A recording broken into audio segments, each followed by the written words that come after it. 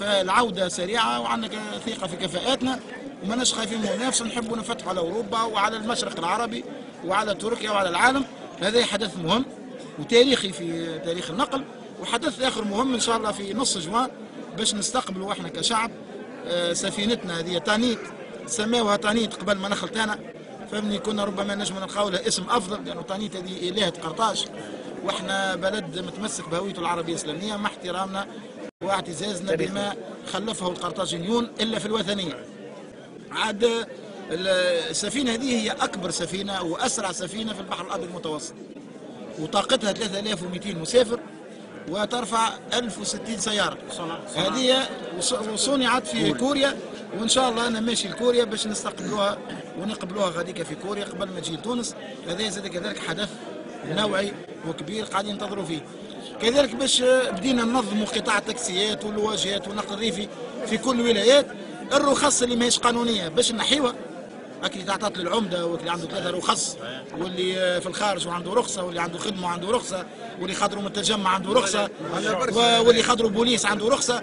لكن الفساد الكل عملنا لجان في الولايات وبشفافيه قاعدين نراجعوا فيه باش نسحبوا الرخص اللي مش قانونيه ونعطيوها للناس اللي يستحقوا باش نخدموهم ونحققوا اهداف الثوره في التشغيل، وباش نعملوا دراسه باش ننظموا قطاع التاكسيات واللواجات، لانه عاش فوضى كبيره ولات فيه ظواهر ما تخدمش لا القطاع ولا التوانسه ولا صور تونس في الخارج.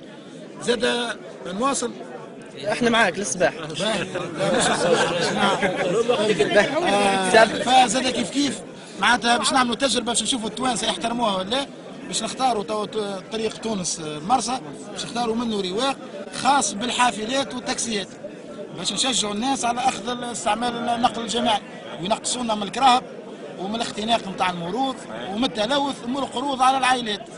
فهمني؟ باش نشوفوا ان شاء الله التوانسه ينجحوا في التجربه هذه، واذا نجحت نعموها ان شاء الله. عندنا مشاريع كبيره قاعدين ندرسوا فيها، ثم برشا مستثمرين قاعدين يجيونا من الغرب والشرق، ومن المشاريع الكبرى اللي احنا قاعدين نفكروا فيها الميناء نتاع المياه العميقه في النفيضه، ويولي هكاك عندنا ميناء كبير ومطار كبير والسكك الحديديه ولا طريق السياره ووسائل النقل الكل ومنطقه لوجستيه نتاع تجاره حره في النفيضه في الساحل باش تغير وجه المنطقه ووجه البلاد. هذا مشروع كبير ياسر وعندنا برشا عروض فيه، توسيع ميناء رادس وتحسين المردود نتاعو، تنشيط المطارات نتاعنا وبدينا ننشط في مطار صفاقس خاصه بدخول صفاقس، المستير، جرجيس، تبرقة اللي هو مغلق تقريبا، فهمني. فعندنا برشا خدمه في تحسين البنيه التحتيه في الطيران وفي المواني وفي المحطات وتحسين النشاط نتاعها. هذا عمل زاد كبير، ومن الحاجات اللي تو باش نبداو نخموا فيها وقاعدين نتحدثوا مع الاخوه الصينيين والاتراك وزاد الاوروبيين والعرب وكذا، نحبوا تونس في وقت ماهوش بعيد تولي عندها شبكه سكك حديديه تربط كل النقاط في البلاد ان شاء الله. لانه وقت فرنسا كانت السكك الحديديه توصل النقاط اللي ما توصلهاش تو. احنا نحبوا السكك الحديديه في بلادنا توصل كل نقاط باش نقربوا كل الجهات ونوحدوا البلاد ونسهلوا الاستثمار ونخفوا النقل نتاع المسافرين والبضائع ونربطوا مع ليبيا والجزائر. نقطة أخيرة سي عبد الكريم. ما كملتش أنا. احنا معاك للصباح، ما هم يحبوا يهزوك. آخر كلمة باش نسألوا على بونا السي حمادي جبالي، سمعنا به اليوم بأثر وعكة صحية. نحبوا نتمنوا عليه كلمة. احنا أولا ما عندناش الوعكة الصحية نتاع على طريق بن علي. فهمني؟ الراجل هذا يخدم بالليل والنهار، حامل هم البلاد وقاعد يقوم بعمل كبير ياسر ربي يبارك فيه.